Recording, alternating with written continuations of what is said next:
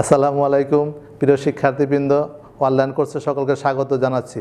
আমাদের আজকের ক্লাসের বিষয়বস্তু হলো সলিড কাস্টিং প্রসেসে একটি সিরামিক দ্রব্য তৈরিকরণ। আর আজকের এই পাঠ উপস্থাপনায় আছি আমি Mohammad Saiduzzaman Khan, workshop super, Bangladesh institute of glass and ceramic. প্রিয় শিক্ষার্থীবৃন্দ, আজকে ক্লাস শেষে আমরা যে বিষয়গুলো জানতে পারবো তা হলো সলিড কাস্টিং প্রসেসে একটি হাতল প্রস্তুতকরণ এবং সেই হাতল দ্রব্যপৃষ্ঠে স্থাপনকরণ। ধন্যবাদ। প্রথমে আমরা জেনে নেই সলিড কাস্টিং কি। সলিড কাস্টিং হলো মোল্ডের ভিতরে আমার নির্দিষ্ট পরিমাণ সিলি প্রবেশ করে নির্দিষ্ট সময় অপেক্ষা করার পরে মোল্ডের অভ্যন্তরে যে নিরেট বা ফাঁপামুক্ত দ্রব্য তৈরি হয় তাকে আমরা সলিড কাস্টিং প্রসেস বলি। প্রিয় শিক্ষার্থীবৃন্দ, আমরা এখন জেনে নেব সলিড কাস্টিং প্রসেসের দ্রব্য তৈরি করার জন্য কী কী এলিমেন্ট লাগে। আমার স্বাভাবিকভাবেই সলিড কাস্টিং প্রসেসে তৈরিকৃত স্লিপ লাগবে, আমার একটা নিরেট আকৃতির দ্রব্য তৈরি করার জন্য মোল্ড লাগবে, একটি ব্রাশ লাগবে, ট্যাল্ক পাউডার লাগবে এবং সেটা মোল্ডের মধ্যে দেওয়ার জন্য একটি স্পঞ্জ লাগবে, মোল্ডকে আটকানোর জন্য একটা রাবার ব্যান্ড লাগবে। প্রিয় শিক্ষার্থীবৃন্দ, আমরা প্রথমে মোল্ডকে ব্যবহার উপযোগী করে তুলব। মোল্ড যদি পুরাতন হয়ে থাকে তাহলে একে ড্রায়ারে শুকিয়ে পানিমুক্ত করে নিয়ে আসবো। আর যদি এটা সদ্য প্রস্তুত হয় তাহলে আমরা একটা অল্প পরিমাণ পানিতে এটাকে ভিজিয়ে ব্যবহার উপযোগী করে নিব। প্রথমে আমরা মোল্ডের আর একটা জিনিস শিক্ষার্থীবৃন্দ, সলিড কাস্টিং মোল্ড কিন্তু একাধিক পার্ট বিশিষ্ট হয়ে থাকে। আমরা আগের ক্লাসে জানছি ড্রেন কাস্টিং প্রসেস, সেখানে ওয়ান পার্টের মোল্ড ব্যবহার করছি। এটা একটা শিক্ষণীয় বিষয়। একাধিক পার্ট মোল্ড বিশিষ্ট থাকে। এই মোল্ডের অভ্যন্তরে অপরিষ্কার অংশকে পরিষ্কার করার জন্য আমরা প্রথমে ব্রাশ ইউজ করি। ব্রাশ দিয়ে মোল্ডের উভয় পৃষ্ঠ থেকে আমরা অনাকাঙ্ক্ষিত ডাস্টগুলোকে সরাই ফেলব। এরপরে দ্রব্য যাতে নিরাপদে মোল্ড থেকে আমরা অপসারণ করতে পারি সেই জন্য আমরা মোল্ডের ভিতরের পৃষ্ঠে আমরা স্পঞ্জের সাহায্যে ট্যাল্ক পাউডার ভালো করে চতুর্দিকে দিয়ে দেব। এর উদ্দেশ্য যাতে আমরা সহজে মোল্ড থেকে দ্রব্যটাকে অপসারণ করতে পারি। এই কাজগুলো সম্পন্ন হওয়ার পরে এবার একাধিক পার্টিশন মোল্ডের পার্টগুলোকে আমরা একত্রে সংযুক্ত করব। প্রিয় শিক্ষার্থীবৃন্দে, আমরা সংযুক্ত করে ফেললাম। আমি যদি এই অবস্থায় মোল্ডের মধ্যে স্লিপ প্রবেশ করাই তাহলে স্লিপ লিকেজ করতে পারে ফাঁকা জায়গা থেকে।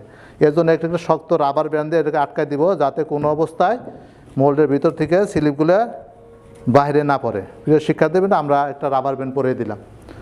এখন আমার কাজ হলো স্লিপগুলোকে মোল্ডের মধ্যে প্রবেশ করানো। আমার পূর্বে প্রস্তুতকৃত স্লিপকে মোল্ডের মধ্যে দেওয়ার আগে এই স্লিপগুলোকে একটা স্টিয়ারের সাহায্যে ভালো করে নাড়াইতে হবে। আর একটা জিনিস শিক্ষণীয় বিষয় হলো মোল্ডের ভিতরে যে আমি টাল্ক পাউডার দিয়ে পরিষ্কার করলাম, যদি ভিতরে টাল্কটা থেকে থাকে তাহলে কিন্তু আমার প্রোডাক্টের ডিফেক্ট হবে।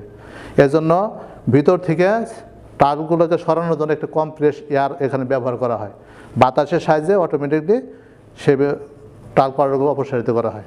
এরপরে আমরা একটা উপযুক্ত পাত্র সাহায্যে স্লিপগুলোকে আমরা মোল্ডের এক প্রান্ত দিয়ে প্রবেশ করাবো। শিক্ষার্থীবৃন্দ, এখন দেখেন আমরা এই পাশে স্লিপটা দিলাম এবং এই পাশে স্লিপগুলো দিয়ে পরিপূর্ণ করে দিলাম। 4 থেকে 5 মিনিট আমরা এখানে স্লিপটাকে স্থির অবস্থায় রেখে দিব। 4 মিনিট পরে আমার দ্রব্যটা মোল্ডের ভিতরে শক্তপ্রাপ্ত হবে। শক্তপ্রাপ্ত হওয়ার পরে যেই প্রান্ত দিয়ে আমি স্লিপ প্রবেশ করছি, যে শিক্ষার্থীবৃন্দ, এই স্লিপটা কিন্তু এই প্রান্তে অতিরিক্ত যে বর্ধিত যে স্লিপটা থাকে সেটা শুকিয়ে যায়। এই শুকানো অংশটাকে আমরা ছুরি দ্বারা পরিষ্কার করে দেব।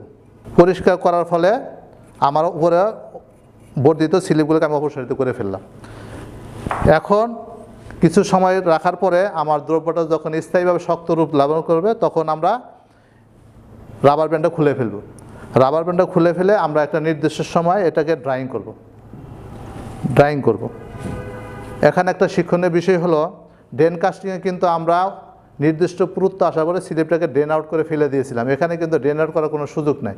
আমি মোল্ডের মধ্যে স্লিপ দেওয়ার পরে এখানে ভিতরে স্লিপটাকে শুকানোর সময় পর্যাপ্ত সময় দিতে হবে।